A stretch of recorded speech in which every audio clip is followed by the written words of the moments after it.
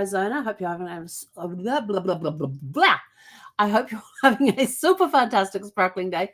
Welcome to Before the Dirt Nap podcast, number 1983. Old school meets new school, mixing traditional and modern genealogy together to help you research your tree is basically what we're going to be looking at today. This guy, but first of all, I have to show you this because this is really cool. This ring here is a star sapphire. If you get it in the right light, and this isn't going to work because of you can see the star in there. Hang on, let's see if we'll turn this off and see if that helps. See, I don't know if you can see the star in the middle of it, but it's a star sapphire ring that Brad gave me years ago, a few years ago. I can't remember if we got it when we were on a cruise or whatever, but here's the cool thing about it. I have only been able to ever wear it as a pinky ring.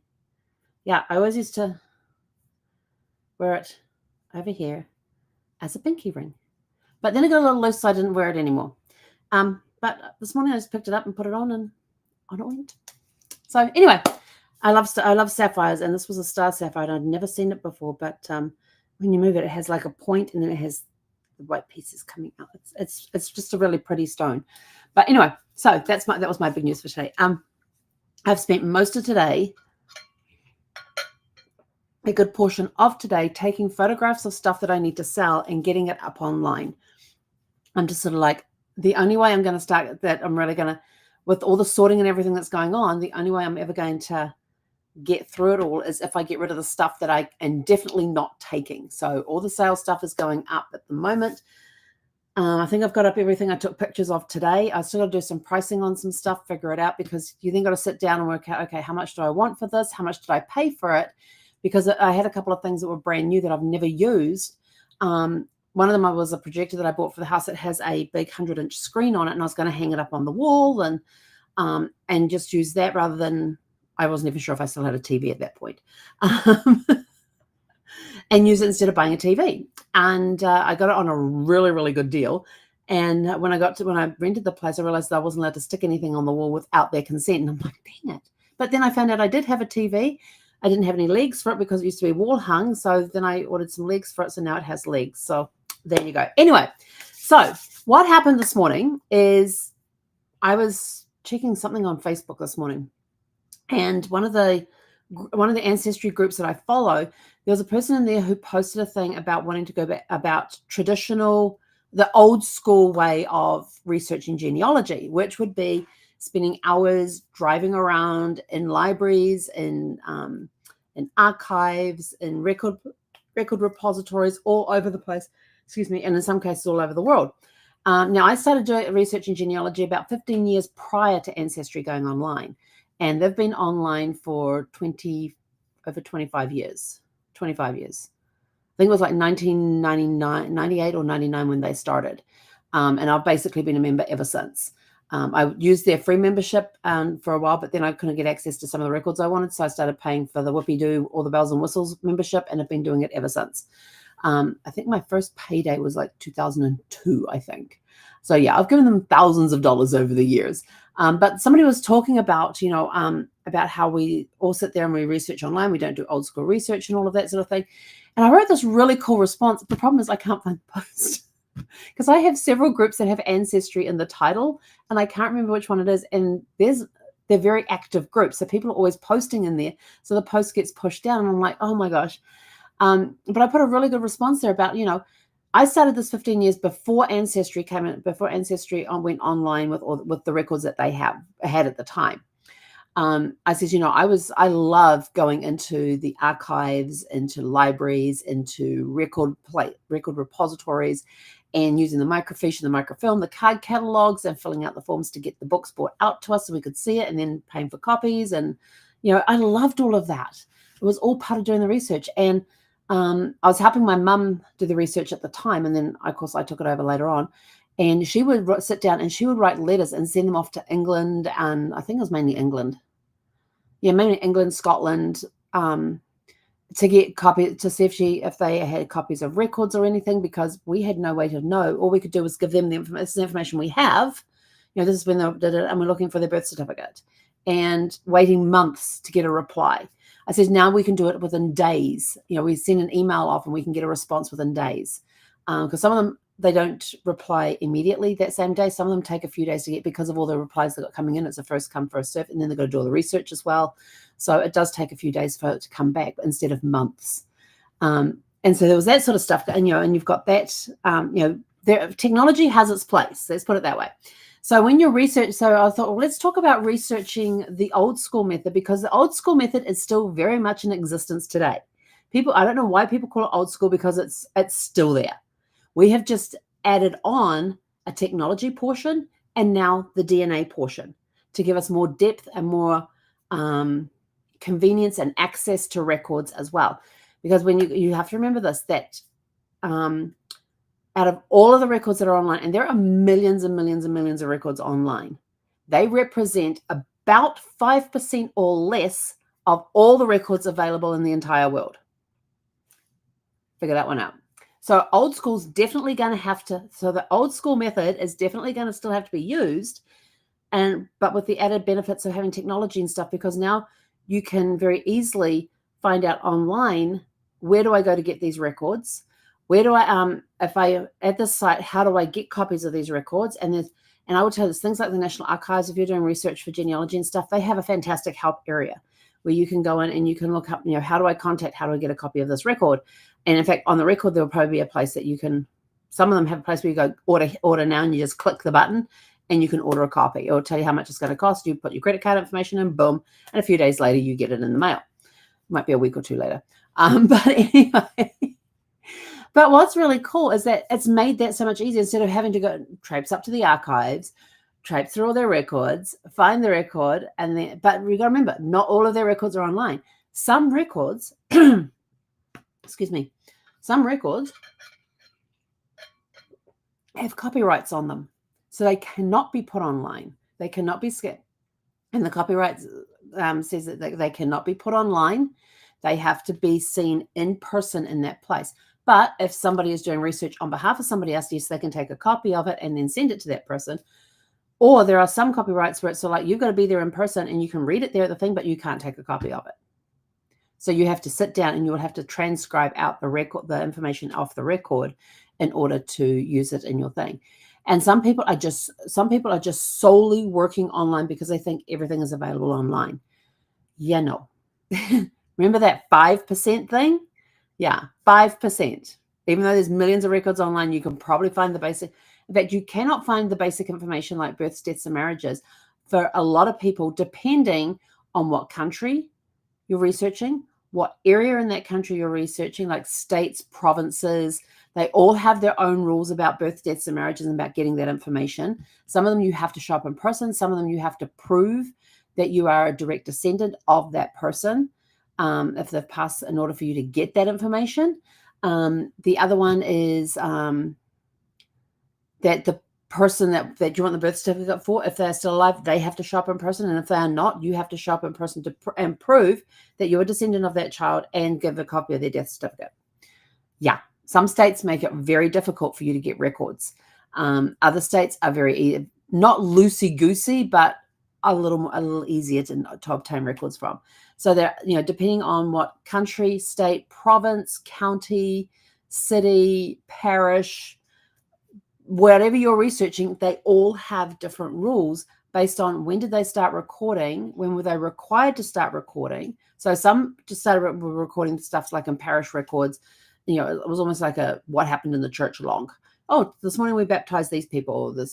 We had this wedding on. We had this funeral on. So you'll have stuff like that written in parish records. But when it comes to looking at the records, not all of them are online because there's millions of records out there, and they're not all online. So you have to use old school methods of boots on the ground, traipsing around. So and there I also put too, I says, if you are somebody who solely researches online, you are doing a disservice to your tree by not allowing it to blossom and not allowing you to find the hidden gems that are in there.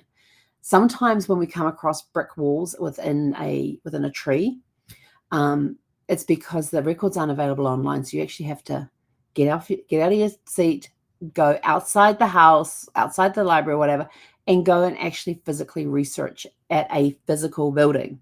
It could be, or it could be contacting, like if you're like, I'm here in Arizona, so if I wanted to contact somebody in Indiana, which is where my mother-in-law's family immigrated to when they came over from Germany, I could contact somebody they actually have a county family society there, which I already know because I'm very familiar with them. So they've got a family history society there in the county in which they settled. So I could then go to their website, find how to contact, because they always have there on the websites for the historical societies, the genealogy societies, the archives and things like that, have on there, if you require assistance, contact us. This is how you contact us. They'll have an email address there for you, or they'll have email directly from their website, and then you can send an email and ask them for assistance in locating this record. So that's sort of the boots on the ground thing. Yes, you're still using technology to get the information, but you've gone outside of researching online. So you have to do a blend of both of them. Now, DNA comes in. This was quite interesting because I was reading through some of the responses and all that to this comment that this person had posted. And some of them even said that they are thankful that DNA came along. Well, they're kind of cursing the DNA thing and at the same time grateful for the DNA thing, because in some cases, some of them had to scrap 25 years of research or more because they were following the wrong branch of the tree, or the tree that they were following was not the one that they belonged to. And because of the DNA, they discovered this. Think about that. Yeah. A lot of mistakes can be made when you're doing manual genealogy research. A lot of mistakes can be made when you're doing technical ones. And then, of course, you throw in DNA, because DNA will show the blood relation. It won't show you how you are related. That's what the genealogy side's for. And then the family history side comes in where it fills in the blanks. Genealogy is all data. It's your who, what, where, and when. Who were they? Where did they get married? When did they get married? Where were they born? When were they born? It's the when and where's, the when and the where's. When did that happen? Where did it happen? Who did it happen to? Birth, deaths, marriages, all of those. That's the facts and the figures. Then you have the history, which is finding the story about that family. Yes, you can have a tree that has everybody's birth dates and marriages and deaths on there and all of that sort of stuff and just the facts. But who were these people? What made them tick? What sort of things they do? Did they go to school? Did they graduate? Did they get a degree in something? Did they get a doctorate? Did they invent something? Did they work on were in a war or something? Were they at some event that turned into some historical event? Excuse me. What filled in their days? What filled in their dash? Their birth dates, their death dates. What did they do in between? Yes, you see they got married. Yes, they had a bunch of kids. Who were they? What was their occupation? Was it their parent? Was it their father's occupation or their mother's occupation? Did they follow in those footsteps? Did they do something completely different? Where did they live? What was it like where they lived? These are all sorts of questions that help a tree blossom, and finding those extra records help the tree get fuller and eventually flower. And then you get the little offshoots going off and everything else. So if you're just doing online research, just realize that's only 5% or less. And I had always, I don't know where I got that number. I originally don't know where I got that number, but I've been saying this for years. Then I was on one of my genealogy classes, and we had an archivist there, and she said that she believed that there was that out of all of the records in the world, only 5%, and she says probably actually less than 5%, are actually available online. So just by doing that little 5% piece, you're missing another 95% over here that could have the key to your brick wall. So you've come up against a brick wall. You can't find this person's birth information. You can't find this record for that, and the other thing. How about putting some boots on the ground and getting away from the online thing? Yes, you can use the online thing to research the genealogy societies and family history places that are there, the National Archives, but they may not have the records available online. So that's when you've got to ask them for assistance to research these things. Some of them will charge you, some of them will not. They may charge you a fee per record that they locate. They may charge you a fee for the time, but some won't. Some it's just all voluntary. So make sure that you are doing traditional research along beside technology, but being online. You can use the online tools to help enhance your offline stuff because your offline stuff will, you may not know where to go or who to contact, but the online information will tell you who to contact over here on the offline stuff. So yes, it can enhance it that way. Yes, some of the records will be online. You'll be able to access them. And I will tell you this, there are a ton of mistakes out there. There are a huge amount of mistakes out there. I've actually, I finally relented when I did my renewal for my Ancestry subscription, my membership there. And I finally relented and gave in and got the Pro Tools. But then they gave me a really sweet deal on the Pro Tools for the first 6 months. So I'm trying them out for the first 6 months to see if it's worth paying for them for the other 6 months. I just wish they had a year subscription. It'd be so much easier. Or if they could attach it to, like, do a all access pass plus Pro Tools would be a really cool membership to have. Because then you're not worrying about 2 different subscriptions. You're not worrying about a monthly subscription for Pro Tools or a 6-month subscription for Pro Tools. It's there in your Ancestry membership. You can have all access, then you have all access plus Pro Tools. If anybody from Ancestry is watching, that is my suggestion to you. If you know somebody who works at Ancestry, please pass that along. Because I would rather pay one fee every year than having to worry about, oh my gosh, when's that one due? When's that one due? Now, I'd rather pay that fee every year with my Ancestry membership, and have it just be pay one price and it covers both. But anyway, so one of the things with the Pro Tools is that it finds errors in your tree. Like, it will find possible duplicates. So you can go in and you can compare the duplicates. Are these the same people? It will tell you if people are in there, but they're not attached to anywhere. They're just floating around by themselves. They're just those little seeds just floating around, trying to find a place to land on the tree. They've got nobody that they're related to. There's no documentation about this person. They're just there floating away. I have my major tree, then I have my mini trees, which are ones that I have made up within the tree because I know it fits in the tree. I just don't know where. And so I have to click to find it. And a lot of times I'm doing it when I'm working backwards with DNA matches. Like, they may have their tree information on there, but I can't find where in their tree information clicks into my tree information. So I will look at their tree information and start researching that. And that way that tree is already in place in my tree. And then I find where that connection is and I just click them together. How do I collect them together? That is a very good question. I'm glad you asked. So how I click them together is I find that relative that's in common and I merge the 2 relatives together to make one person. And now that whole tree has now come online with that person. It's as simple as that. But you have to do the research first to make sure that you are merging the right people, because a lot of times you can have people of the same name. Remember my John, Williams, James, Thomas, and George Eakins, 5 most common male names on my dad's side of the family. Making sure that you find the right one that fits into that tree. And then, of course, you'll get several Thomases who have married Anne, several Thomases who have married, was it one Sarah's? Just like, couldn't they come up with some other names? Then one of them had Patience. Was it Patience? Yeah, Patience was was the wife's name. I thought, well, that should be easy to find that person. Who, when I'm doing search, can I find a marriage record of a Thomas Eakins married to a Patience? I didn't know what her last name was, but I could find it somebody who married to Patience. Surely I could find that. Yeah, not as uncommon as I thought. There were several in that same era, that same time frame, and the same location. Yes, I think it was like about 5 or 6, might have been 7. It was less than 10, but it was more than 5. It was at least 5, but not as great. But it was between 5 and 9. 5 being the lowest and 9 being the highest. So I had to go through them to find the one that was in my tree that fitted with the Thomas Eakins that was in my tree, and then we were able to plug that tree in. So so you got to do the offline stuff with the new way of doing things. I mean, the old way is not old school or anything because it's still used to this day. Any good genealogist, we would be out there. We're beating the pavements. We're going into the records places. We're requesting to see different records and things. Make a time, but always book times before you go. Even if they have walk-in times, always book times before you go so they know that you're coming.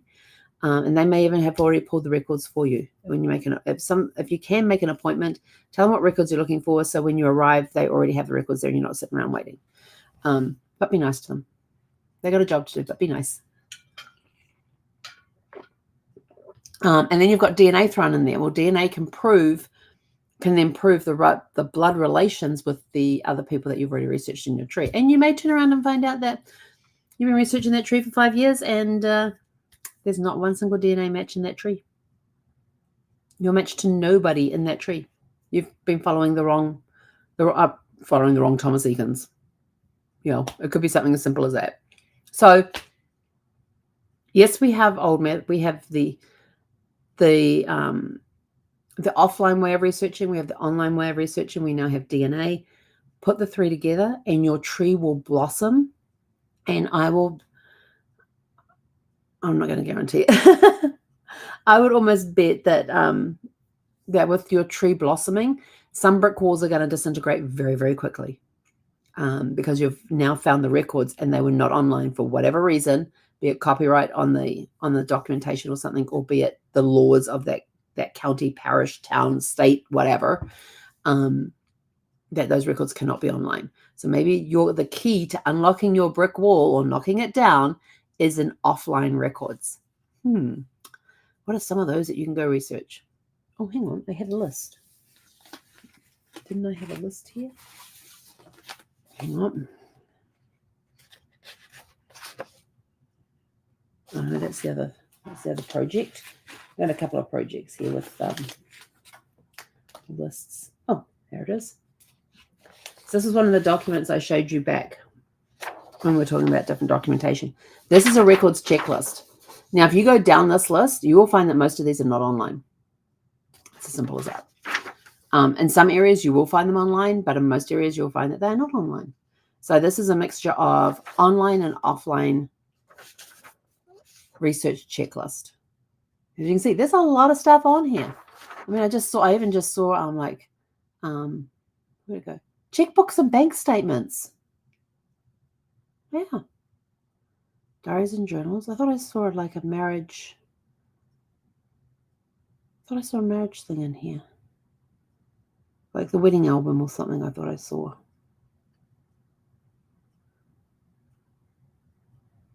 Oh yeah, wedding albums. There it is. Right below scrapbooks. School report cards. I will tell you this. I have a binder, and I haven't found it yet, but I have a binder that has every school report that I ever got in my 12 and a bit years at school. It goes from the first time I started elementary school all the way to when I left high school. I have every single school report in that binder. So yes, and they make very interesting reading.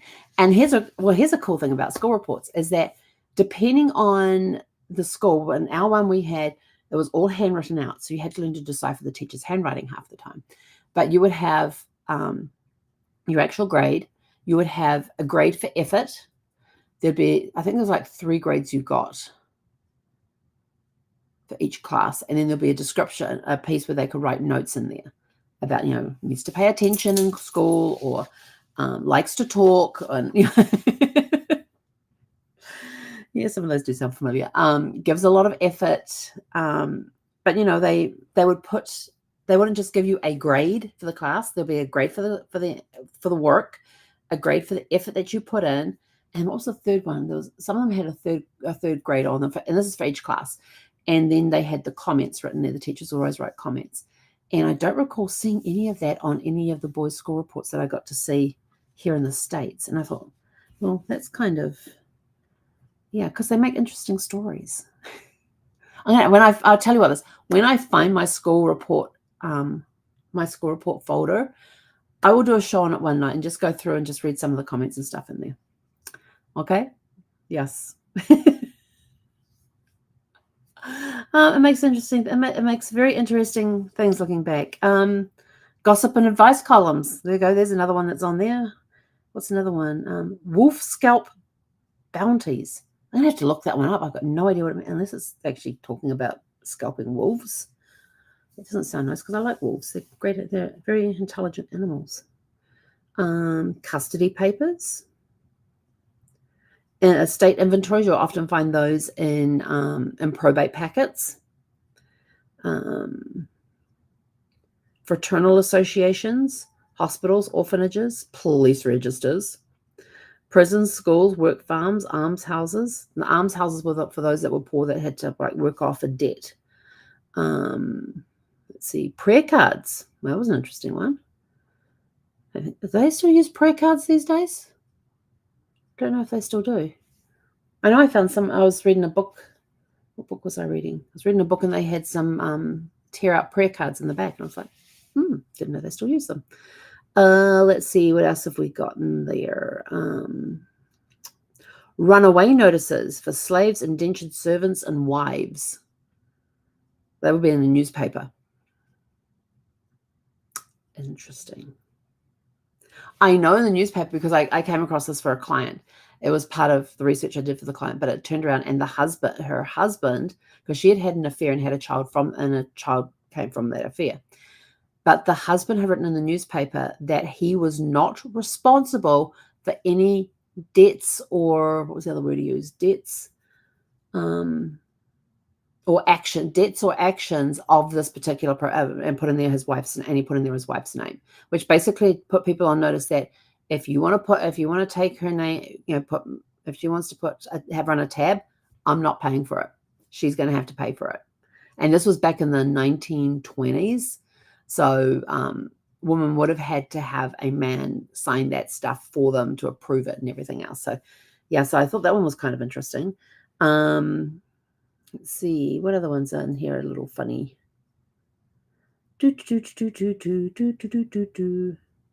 Defective, dependent, and delinquent schedules. Defective, dependent, and delinquent schedules are from 1880. I'm going to go look those ones up, see what they're all about. Grave relocation records, where your ancestors moved from their original burial place to another place because maybe they were doing construction through that area, so they moved an entire cemetery. It happens all the time. Cemeteries get moved.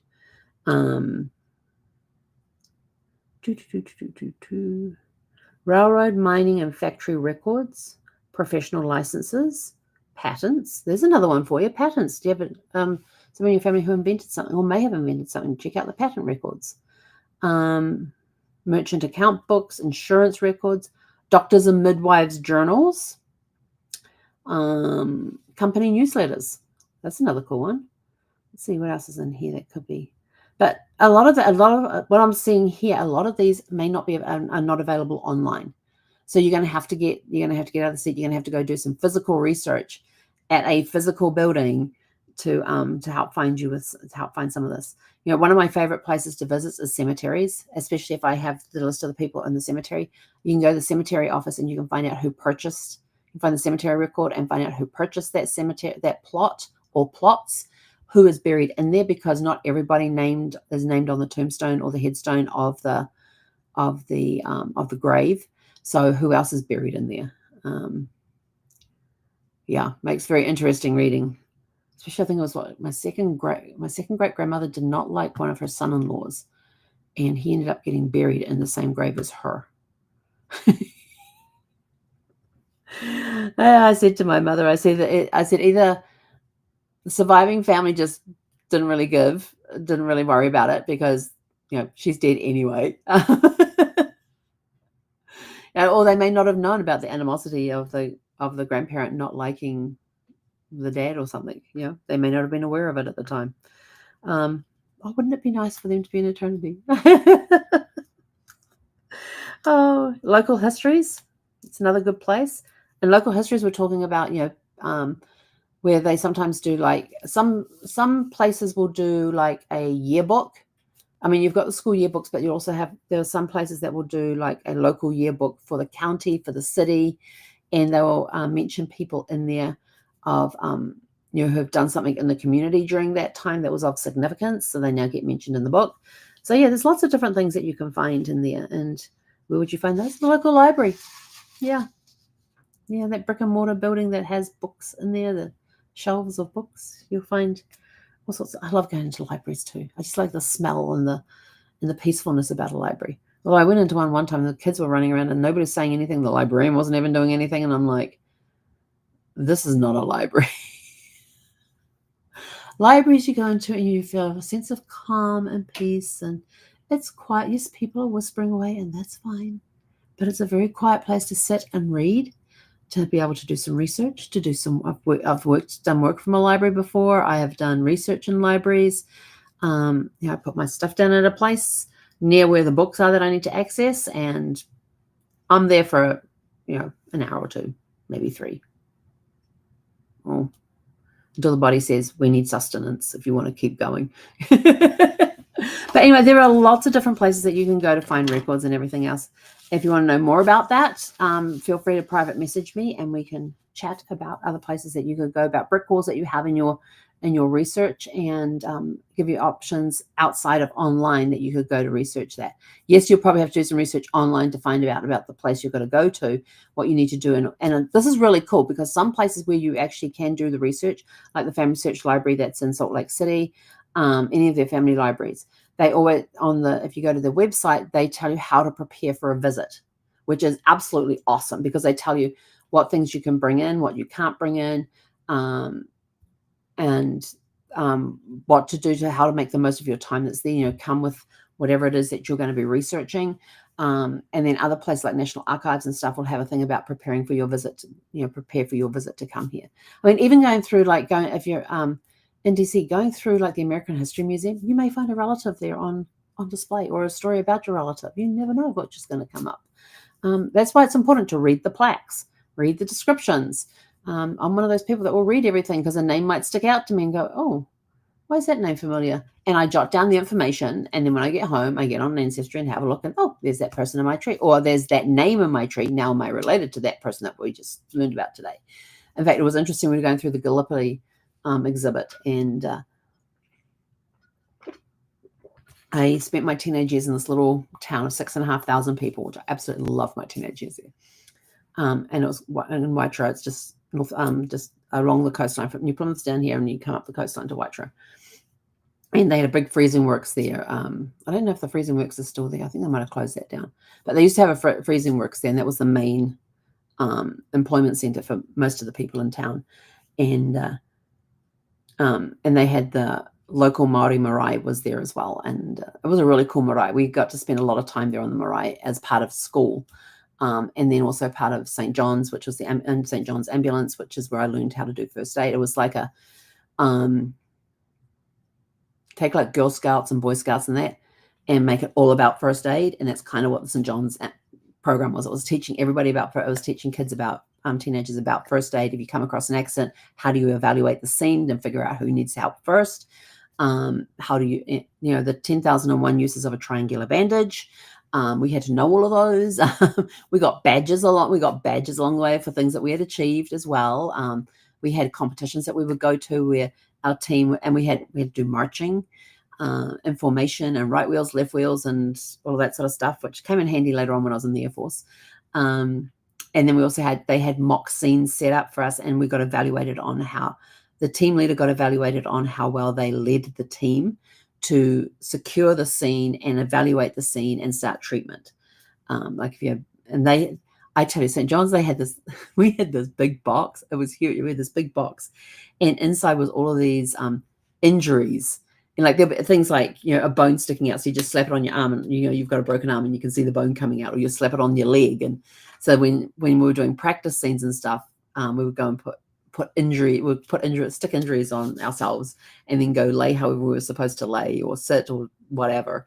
And then the team would come in and evaluate, and then they would treat and immobilize fractures, use your triangular bandage in one of its 1,001 ways to secure whatever it was that needed securing. How to do it. I always remember the ring, making the ring out of the little donut out of the triangular bandage to go over. So that if a bone was sticking out, the ring would go over top of it, so that you weren't putting pressure directly on the bone. You're putting pressure around the bone area. I mean, some of the methods that we probably used back then are no longer allowed to be used. Who knows? I don't know. I haven't done that course for a while, but it was a lot of fun.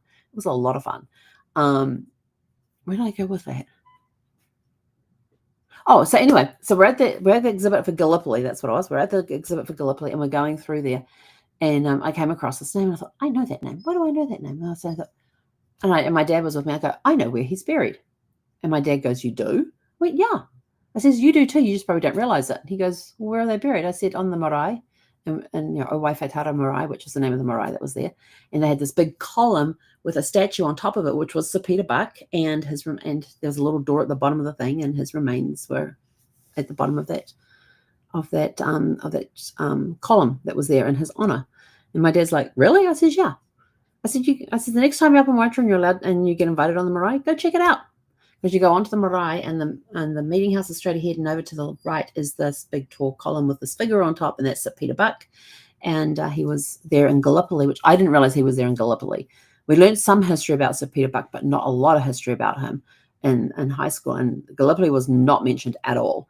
But there was this whole board there that had all this information about Sir Peter Buck on there and where he came from and everything else. And I said, yeah. I said, that's where. I said, anybody in Waitara, if they've been on the marae, they will know that he's there. And I was like, oh, didn't realize that was who was there. So I saw that column, just didn't know who was there. So now he knew. But anyway, that's it. We're out of here. Mix up the traditional methods of research, boots on the ground, going into places and researching, because they will help your tree blossom and grow, and they may provide that key that unlocks everything else as well. If you find DNA matches, contact your DNA matches. Find out how you're related. They may have the key that will knock down that wall that you've been stuck with for a while.